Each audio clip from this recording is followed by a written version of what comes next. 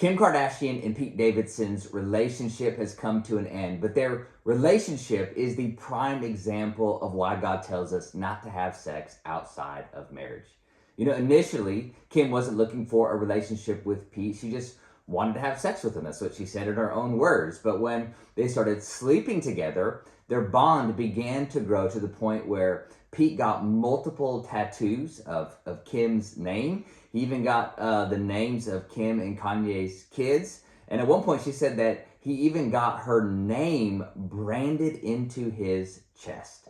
Now, getting tattoos and branding that will last a lifetime is a sign that Pete wanted the relationship to last forever. He even said in an interview that the goal was to get married and have kids. But 2 weeks after he said that in an interview, their relationship ended and the bond that the two of them had was broken. See, many people think that the reason why God tells us not to have sex outside of marriage is because God is some kind of fun sponge who wants to suck all the fun out of your life and just make your life miserable by giving you a bunch of rules to follow. But that's not the case at all. In fact, the very first command in Scripture is be fruitful and multiply. That means have sex, make babies. See, sex is a gift from God that He gave to us for our enjoyment, but it is also very powerful. God said it is only to be experienced within the covenant of marriage. And God tells us to only, experience this gift within the context of marriage because of how powerful sex is. And because this sex is so powerful, the only relationship strong enough to contain it is marriage. If you take it outside of that context, it's extremely harmful. Just like fire, right? If you have a fire in the fireplace, it can heat up the whole house. But if you take that fire out of the fireplace, it will burn the whole house down. And so God gives us guidelines for experiencing this gift, not because He hates us, but because He loves us. And that's what He wants us to experience the best life possible. See, God's rules are always for a reason. Anytime God says don't, He means don't hurt yourself, because God knows that if you use this gift outside the guidelines that He has set up, you are going to hurt yourself. In Genesis 2:24, it says this: that is why a man leaves his father and mother and is united or joined to his wife, and the two become one flesh. The word one flesh in Hebrew is the word ehad. And this word means to be fused together at the deepest level, right? To become one with someone. And so when two people have sex, these two separate human beings become one.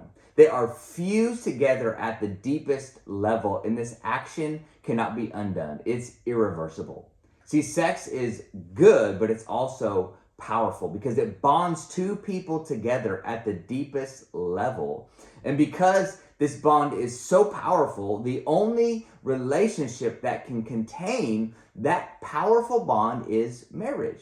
Marriage is the only container safe enough to handle the powerful bond created by sex.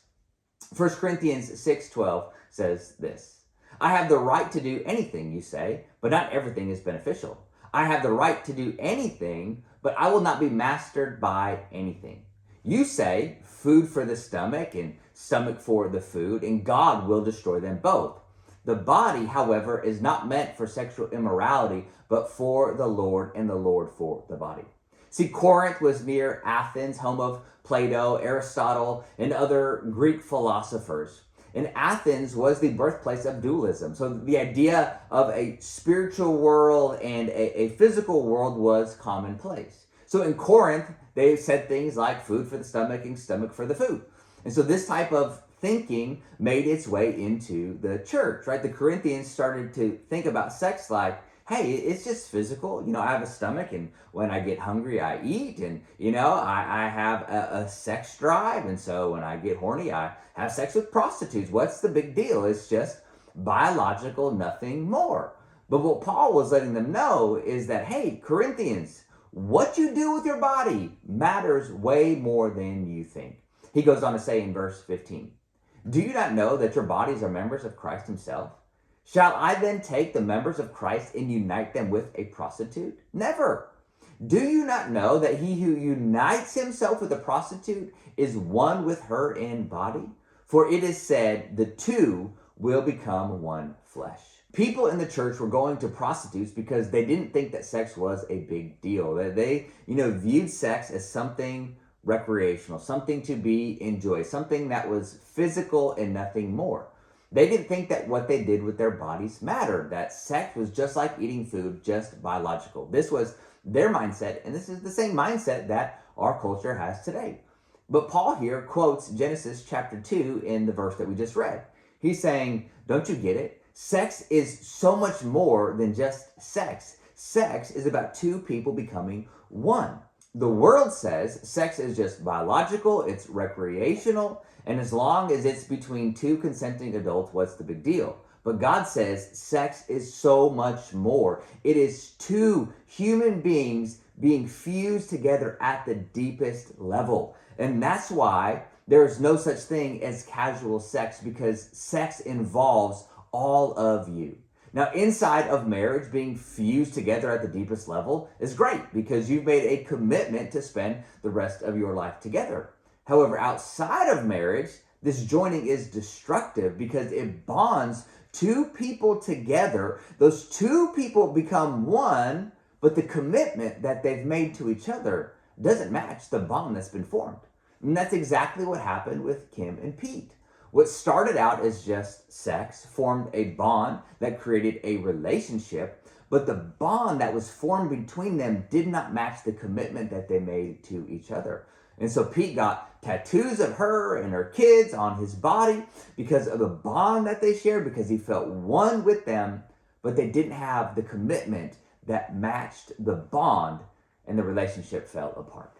And this is why couples who, sleep together early in their relationship often end up dating longer than they should. Even when all their friends and family are saying, hey, you're not a good match for each other, why do they stay together? Because sex connected them at the deepest level. And that is a difficult bond to break.